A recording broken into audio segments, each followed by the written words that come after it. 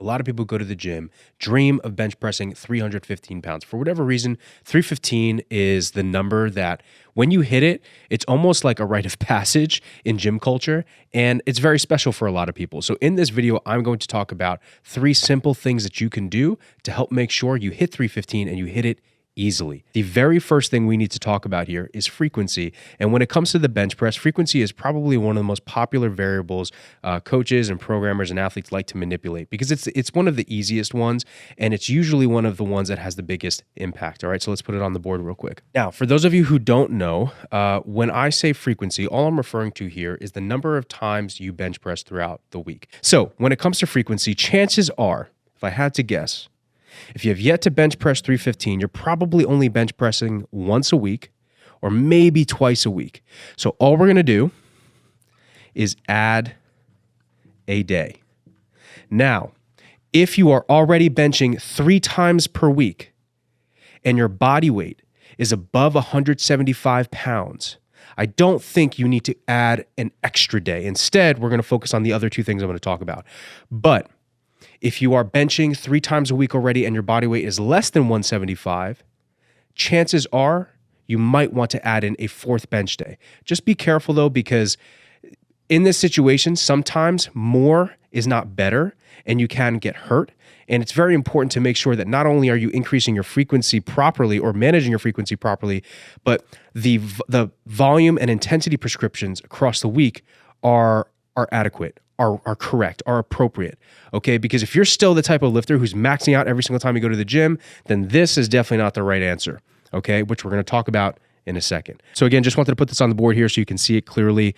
Now, if you're a female, it's a little bit different, okay? Chances are, you can definitely fit yourself into this category regardless of whether or not you're above 175 pounds. That's only because of the biological differences we see in upper body strength between men and women, but that's for another video. Before we move on to the second fix here, I need you to heed this warning. It's in red because it's a caution. Try not to overdo it. You need to make sure you're not overdoing it and you're not maxing out on all those days. Okay, the second bit here, avoid back-to-back sessions. Again, if possible, try not to stack all 3 of your bench days next to each other, okay? That it's just not optimal, I guess. And then the last thing here, avoid too much heavy volume. Now, really all I'm trying to say here is I just don't want you guys killing yourselves all the time, every single session. The way it should be structured, I know we're talking about frequency, but I have to say this.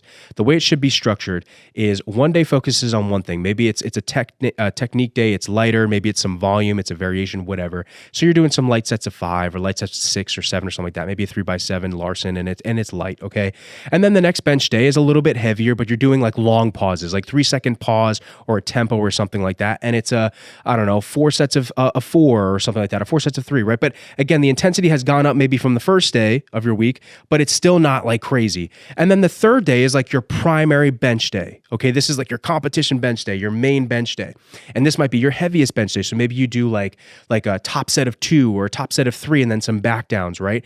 And week to week, this should slowly progress in intensity. Maybe you manipulate some of the volume, all that stuff. We can make another video about that. But I just want you guys to be thinking like a strategist here, okay? It's no longer just walk into the gym and just max out. Okay, so that's the first point, frequency. Let's talk about the second fix. So the second fix, a lot of you are probably gonna be like, ugh, this is so boring. This is dumb. Why would he waste a fix on this? Well, I'm wasting a fix on this because it is probably one of the most important fixes if you are trying to actually bench press 315 and more. Okay, and that is technique. Technique is huge. Okay, in fact, technique could be the difference between you bench pressing 265 right now and then being able to immediately bench press 315. And I am not kidding. It can be that big of a difference. Technique is huge. And what people forget about technique, especially newer lifters or people who are new to strength. It's not just form. Like when people hear technique, they think good form, but it's not just good form.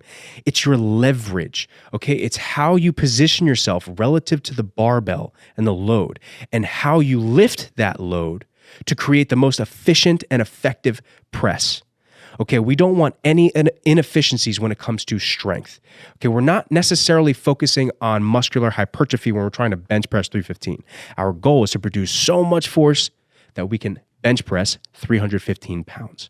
Okay, so that means we need to be very, very precise with our positioning That's what technique is about. Again, it's not just about form, it's about your leverage as it relates to the bar. Okay. So technique is really, really important. I'm not going to break down the entirety of a bench press technique because that's its own video. But what I am going to give you are some major principles of technique that I think will absolutely take you from where you are right now to 315. And if not that, at the very least, you'll be bench pressing whatever you are right now much more safely, if that's the right way to say that, much more effectively and much more efficiently, okay? So the very first thing that we need to be thinking about is leg drive. And if you do not use leg drive in the bench press, you are missing out, period. All I want you to think about, and again, this is stuff we could talk about forever, but all I want you to think about with leg drive is you need to squeeze your glutes, okay? And you need to drive into the floor to engage your quads, engage your legs, to push into the floor so you create drive coming up, all right? It is a full body movement. So step one, screw your feet into the floor. Find the spot on the floor that feels good for you. If you want your heels up, fine. If you compete in USAPL or Powerlifting America, you're going to have your heels on the floor. So I would keep them on the floor. I bench with my full foot on the floor. Anyway, you're going to screw your feet in. This is just to find that position where you feel planted, you feel rooted, okay? Then all I want you to do is squeeze your glutes. They make contact with the bench. Some people like to keep their glutes up. They keep their hips up before they unrack. Then after they unrack, they lower the glutes down, but we'll talk about that in a second. But all I need you to think about is keeping your butt on the bench. You squeeze your glutes, okay? So now they're engaged. The last thing I want you to do is drive into the front of your shoe. This is how you're going to exert force into the earth to create drive going into the bar. That's obviously towards your torso, okay? Driving through the front of your shoe. That's what I want you to think about. Not down, but through the front.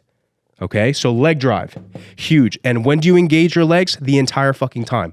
From before the unrack to the re-rack. The entire time. Your legs never turn off. That's huge. That right there could add 20 pounds to your bench press. The next thing is your arch.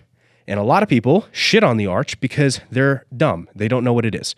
If you shit on the arch, you probably don't know why we arch and what creates the arch. So let me break it down. It's okay. I'm going to walk you through it. We all make mistakes. So if you thought it was silly and cheating, it's okay, dude. Like, it's totally fine. You're welcome here. Just don't be ignorant and learn, all right? Jokes aside, it's very simple. All we're doing when we create an arch is creating tension in our upper back. More or less, it's basically just arching your upper back. That's all it is, okay? So we're going from, hopefully you guys can see this, from here, like pretty much flat. And if I were to lift up my arm, I'm protracted, right? This is retracted. This is protracted, okay? So imagine I'm benching here, right? Wrong, stupid. If I all of a sudden do this, see that? Boom. All I'm thinking about is bringing my rib cage or my sternum, like there's a string attached to it, somebody's pulling it, boom, right? So I'm not arching my lower back. This is me arching my lower back. See how my like shoulders didn't really change position here? See that? I'm just like throwing my ass back. Yeah, we don't want to do that. We want this.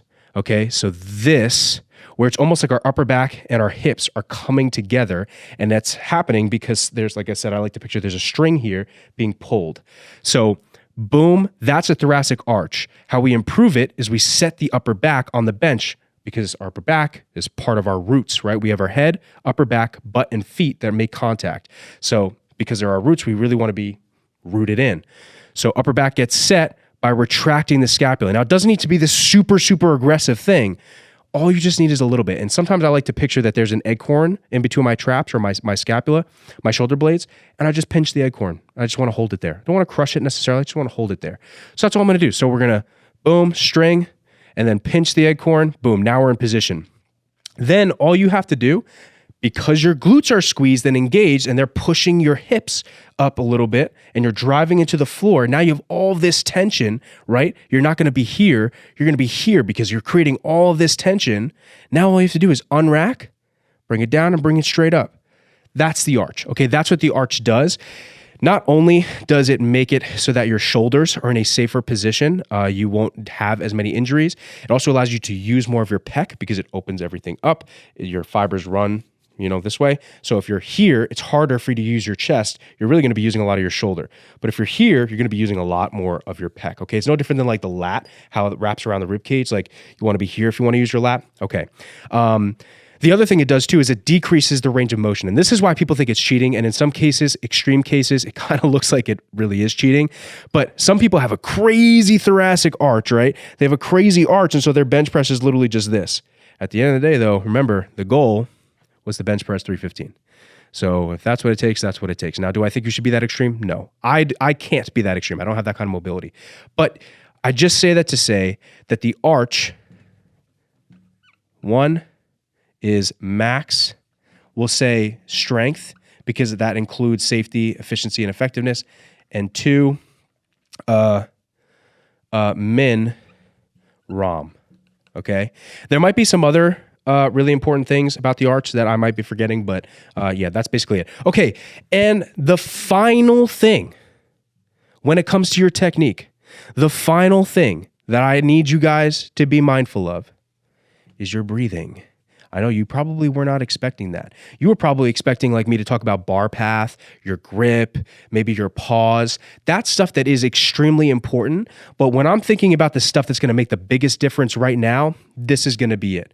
So your breathing, I don't know if you guys know what it means to brace. I'm going to break it down super, super fast. All I want you to think about is creating 360 degrees of intra-abdominal pressure. If you use a belt, you'll be breathing into the belt. If you don't use a belt, just place your hand here, right? Exhale, pinch in, and breathe so that your hand has to get pushed out. Okay, it's not filling up your chest. It's not. You're breathing into your diaphragm. You're breathing deep. Okay. Boom. And then it's almost like you're preparing to get punched in the stomach. Now on the bench press, it's tricky because you're not closing your rib cage on the bench press. You're kind of doing the opposite, but you can still brace, right? And fill all this up with air. And this stabilizes your torso. The key part here is you're going to brace. I keep hitting the mic. You're going to brace and hold for full rep. Okay. I see a lot of guys fail a bench press because they're exhaling on the way up. But what happens if I do that? Watch my body, right? I'm in my position, boom. And as I go, see how I'm deflating and I'm protracted now and I'm flatter? I'm fucked. Now I'm fucked, period. But if instead I do this, see how I stayed in position? Exactly. Breathing, brace and hold for the full rep. Okay, you can brace or reset your brace or breathe or whatever the fuck in between reps. Fine, but please, please, please do not exhale on the way up, especially in the bench press. You will lose your power. Your muscles literally need oxygen to be used. So just please, you need to do this. Okay. All right. So that's everything when it comes to technique. Now it's on to the third and final fix. You guys are going to love this one. The third and final fix here, something that I'm sure a lot of you have heard of, but some of you probably not. It's variations. And variations, I guess what's the best way to describe this? So in powerlifting or in strength sport, really any sport, specificity is a very, very important principle because so much of strength is a skill. You're teaching your body not just to get stronger, but stronger in what, right? Well, we want to get stronger in the bench press. The bench press is a movement. It's a skill. It's a pattern you have to get really good at, okay? So because of that, variations are used to build up certain portions of that movement or certain muscles used in the movement so that when you bring it all together and you go back to the original, you're that much better at it. So some of my favorite variations, naturally, close grip. Another one, which truthfully, I haven't seen a lot of people do, but I've gotten a lot of success from, Spoto, and we're going to go over each one. Another very popular one is Larson. I just don't know if it's an O or an E here.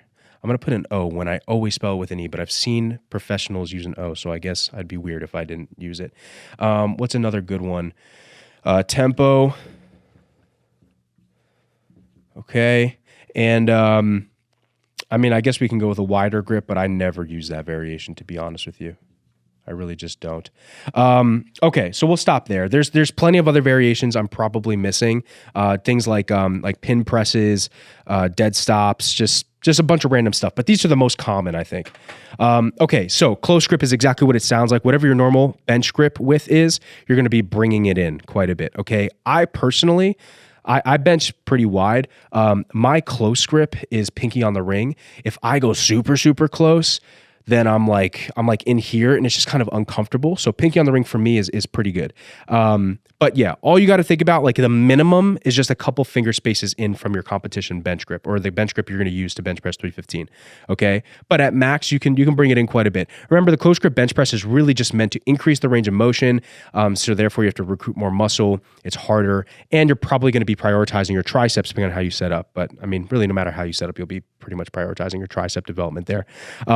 Which triceps are great for your lockout strength. Okay. Pec, great for that bottom to middle position. Don't get me wrong, you use everything for everything, but there are certain parts of the movement where other muscles are emphasized. Spoto, you basically stop an inch off the chest and you go again. Okay, so I like to picture that there's an egg sitting on my chest, a little eggy, and the bar is tapping the egg without breaking it, and then we're pressing up. So again, normal bench width if you want, but Spoto is just meant to train elite amounts of control. I also love Spoto because you have to almost like create an ISO hold during the movement, because you have to stop and you have to come to a full stop before pressing again, because you don't get any momentum there, right? You're not getting a stretch reflex. So you have to exhibit elite amounts of control. You have to exhibit the ability to pause the weight for at least a second and then restart. So it has so much in it. It's such a great strength builder, in my opinion. Larsen, very, very fun movement. A lot of people like to use Larsen, although you do have to be careful because I think it's easier to get hurt with this. You basically bench with your feet up. The way you would do this is you get set normally, okay? Don't just lay down with your feet up and then start benching. Get set normally, unrack, then lift your feet and just kind of like let them hang in the air, okay? I just literally flex my quad, okay? I basically do like an air leg extension, okay? This is great because, again, you're eliminating leg drive. And as we said before, leg drive is really important. Tempo, again, another really important bench variation that people like to use. It's good. I like it, but I haven't found too much carryover as a result of it, but it is good. Probably better for hypertrophy than it is for the strength aspect, but yeah. And then lastly, wide grip. I don't use wide grip. I'm not really going to speak on it much. All you're doing is just same thing, close grip, but you're just doing the opposite. You're bringing it out. This would kind of, in a perfect world, help you work on more pecs. But I just think there's better options than to do that. So yeah, variations are very important and very helpful for building up your weak points, not just in the movement itself, but also your muscle groups that are kind of lagging behind. But the last thing, I shouldn't say the last thing, the other thing that it does that is often overlooked, especially by newer lifters, is variations usually, not all the time, but usually force you to not lift as heavy. So simple example, I cannot bench press as much weight with my close grip as I can with my competition grip. Period. Otherwise, I would probably use close grip in competition, right? So just by changing the movement or some piece of the movement, I have now completely altered the types of loads I can be using with it, which is a nice ceiling. It's almost like a governor on a car, on an engine, right? It's like, we are going to train this movement. However, we are not going to allow ourselves to consistently handle X amount of weight. Okay, and that's really good for your central nervous system. And we can make a whole nother video about that. And there's other kind of benefits to it as well, but that's one of the biggest ones. So again, variations really helpful for building up your weak points, and they force you to not use as much weight all the time. So enough yapping for today. I hope you guys found some value in this. If you did, please consider liking, sharing, and subscribing. And let me know if you have any questions in the comments. I try my best to get back to everybody. So yeah, all right, guys. I'll see you guys in the next YouTube video. Peace.